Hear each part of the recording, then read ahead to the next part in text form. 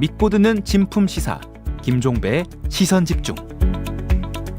네, 이틀 전인 지난 4일 업계 2위의 대형마트인 홈플러스가 기업 회생 절차에 들어가면서 유통업계가 큰 충격에 빠졌습니다. 당장 대금을 받지 못할 것을 우려한 제휴사들이 홈플러스 상품권 사용을 막기 시작을 했고요.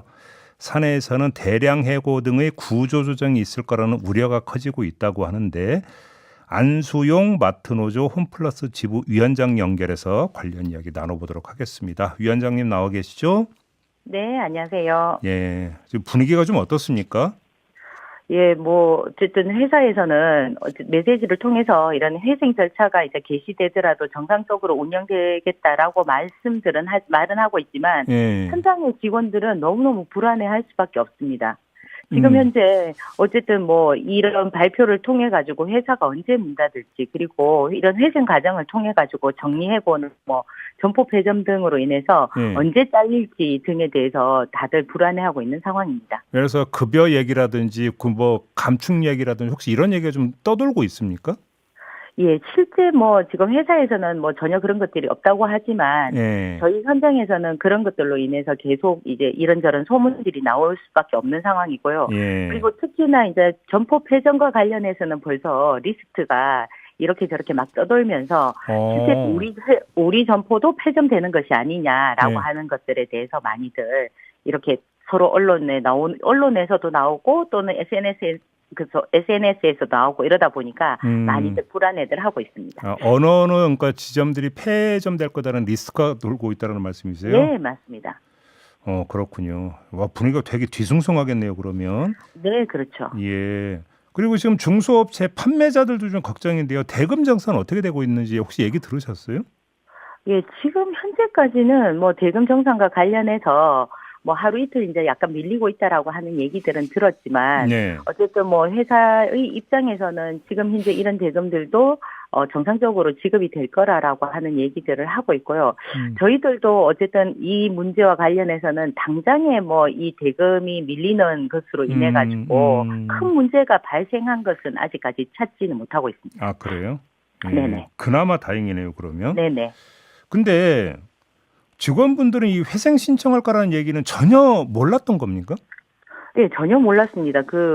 회사에서 언론에 이제 발표하기 10분 전에 사실 아침 9시에 저희 노동조합으로 연락을 해서, 회생 절차 신청을 한다고 하더라라고 저희를 통보했고, 그리고 한 10분이 지나고 나니까 모든 언론에서 홈플러스 회생 절차에 대해서 보도를 했습니다. 사실 이렇게 중요한 사안과 관련해서 지금 저희가 이제 임금 협상을 진행을 하고 있는 중이거든요. 예.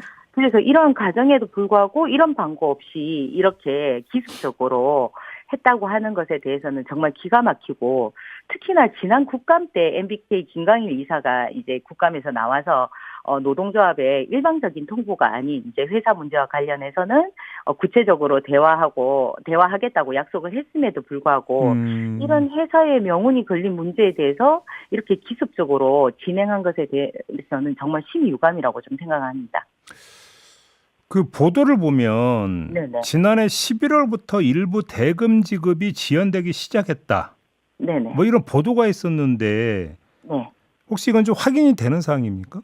예. 언론에서도 지금 나와 있고요. 그 당시에 일부 대금이 지연되는 문제와 관련해서 약 15일 정도 대금이 일시적으로 밀린 그런 경험이 있습니다. 그렇지만 어쨌든 이 문제도 바로 해결하고 잘 진행됐던 걸로 지금 얘기를 하고 있습니다. 그러면 회생 신청을 하기 전에 네네. 그 전에는 회사가 상당히 지금 위험하다, 안 좋다는 얘기는 전혀 모르고 있었던 겁니까? 직원분들은? 아니요, 그렇지는 않죠. 저희들이 어쨌든 앞전 MBK가 저희들을 인수함으로 인해 가지고 계속 이제 잘 나가던 점포들 폐점하고 자선 유동화 시키고 이제 이러면서 여러 가지 이제 경쟁력들이 떨어지고 있는 것들은 저희들도 계속 인지는 하고 있었습니다.